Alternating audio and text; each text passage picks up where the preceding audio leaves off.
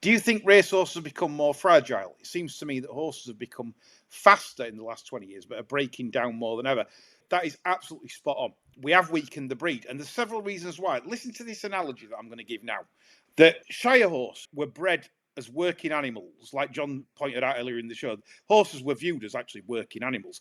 The thoroughbred is bred to race. It's not bred to do anything else but race, whether that's jumping, flat horses that are bred to run fast. That's what it is. Yes, it's for entertainment. If the horses didn't want to do it, they don't. That's why they plant themselves at the start. That's why some refuse to race.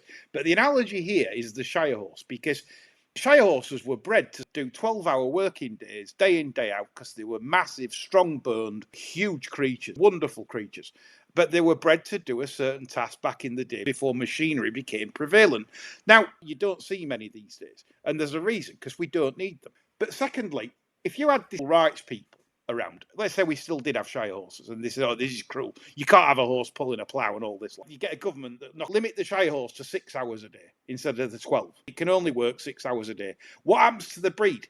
The genetics change because that particular Shire horse is asked to work less. So then when that becomes a sire, it's bred to do a job, then the breed gets weaker and weaker because they're only doing 6 hour days. They can't do 12 anymore. The genetics have all changed, and it's the same for me in bloodstocking racing. They used to run on hard ground at Exeter, Bath, you name it, everywhere, like hard. The going description, hard. There was no casualties. Nowadays, trainers pull out on good to firm ground with a going stick that's 4 points less than what it was 10 years ago. So I'm going to bring John in here. John, do you like that analogy, and do you agree with it? I think it's absolutely spot on. And as you said, we're watering tracks to such a ridiculous level. You can no longer tell when a horse goes to stud whether it's going to throw sound stock or not. Yeah, racing itself has killed itself by doing what it's doing, because that's why we're seeing horses break the legs on the flat, and that's why trainers say, oh, I can't run on that, it's too firm. Never the case back in the day. Yeah, you genuinely got soft ground horses that enjoyed soft ground and acted better on soft ground than fast, as you do today.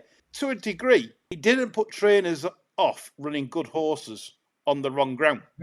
Sadly, we see that today, and I think that's a lot of the reason why we're seeing a bit of carnage. Overwatered tracks, which, as you said, John, offers no evidence whatsoever that works in terms of helping them, or whether it knackers tendons. Well, no whatsoever. I've been ever so clever in not keeping any stats on it, haven't they?